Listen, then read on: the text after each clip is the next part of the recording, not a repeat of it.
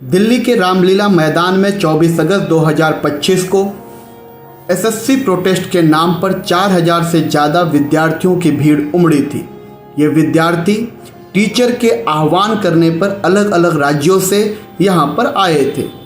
Protest जब शुरू हुआ तो इस उम्मीद से आए थे कि हमारी आवाज़ सरकार के कानों तक जाएगी या हमारी जो भी गलतियां हैं एसएससी ने करी है उस गलती में सुधार होगा।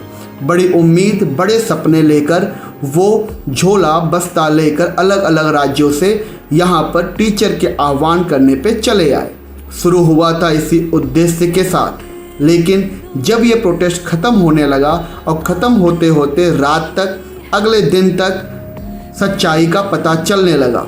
सच्चाई ये थी, दो टीचर जो काफ़ी प्रख्यात हैं, इनफैक्ट मैं ये कहूँ अगर उनकी हरकतों को देखा जाए तो दोनों काफ़ी कुख्यात हैं। जी हाँ, एक है अभिनव सर मैथ और दूसरे हैं आदित्य रंजन जी। आज कहा जाता है, जैसा कि उनके वीडियो कंटेंट वायरल हुए, उनके वीडियोस को देखकर, क्योंकि अलग अलग लोगों पर, अलग अलग चैनल पर, अपने अपने चैनल पर प्रोटेस्ट की रात से उन लोगों ने वीडियो बनाना शुरू किया और एक दूसरे पे कीचड़ उछालना शुरू कर दिया, जो कि पहले से भी ये लोग करते आ रहे हैं। मुझे तो देखकर ये लगता है कि ये इनकी पब्लिसिटी स्टंट है जो ये हमेशा करते रहते हैं। कभी गले मिलते हुए फ़ोटो वायरल करते हैं तो कभी एक दूसरे को गालियां देते रहते हैं, कभी एक दूसरे पे टिप्पणी करते रहते हैं, कभी वो उनके विरोधी, वो उनके विरोधी।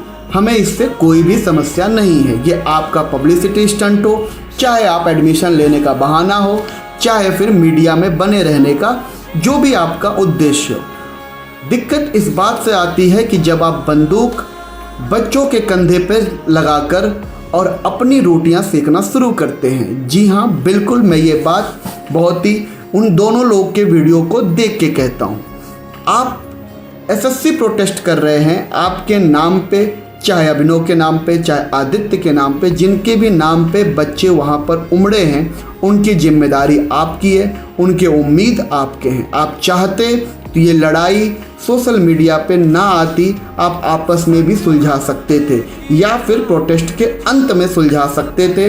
प्रोटेस्ट की आग अभी लगी ही थी, विपक्ष भी इसके ऊपर ट्वीट पे ट्वीट करने लगा था, विपक्ष भी आपका साथ देने लगा था, लेकिन आप कहीं क्रेडिट कोई और ना ले जाए, कहीं सिंपैथी कोई और ना ले जाए, कहीं बच्चे किसी और के ना हो जाएं, कहीं बच्चे बहुत ज़्यादा किसी और, मेरे बच्चे कहीं दूसरे को ना मानने लगे।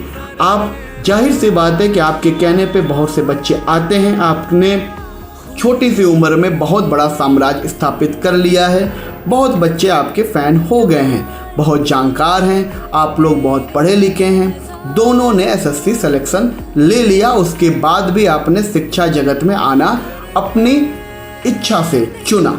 जी हाँ, मैं ये सब स्वीकार करता हूँ और मैं इन सब चीज़ों का बहुत ही समर्थन करता हूँ और बहुत सम्मान करता हूँ, लेकिन ये सब करने के बाद आपको इतना अधिकार नहीं मिल जाता कि आप अपनी रोटियाँ बच्चों के भविष्य के ऊपर सेकें। आप ये काम कर रहे हैं, जानबूझ के कर रहे हैं या नहीं कर रहे हैं, लेकिन आप दोनों के दिए गए वीडियो से, आप दोनों के दिए गए जो भी वाक्य प्रवाक्य बोला गया है, जो एक दूसरे के ऊपर आप लोग कीचड़ उछाल रहे हैं, उससे तो यही प्रतीत होता है कि आप लोग अपनी पॉलिटिकल या फिर अपनी इमेज, अपना क्रेडिट, अपना सिंपैथी लूटने में लगे हैं। आप दोनों लोग को कोई फ़र्क नहीं पड़ता कि एसएससी या सरकार बच्चों की बात सुने या ना सुने। फ़र्क आपको सिर्फ इतना पड़ता है कि आप अगर कोई बैच लॉन्च करते हैं तो कितने ज़्यादा दूसरे के बच्चे मेरा कोर्स परचेस कर लें। भले आपने बहुत पैसा कमा लिया हो, लेकिन शायद अभी भी आपकी भूख बड़ी है।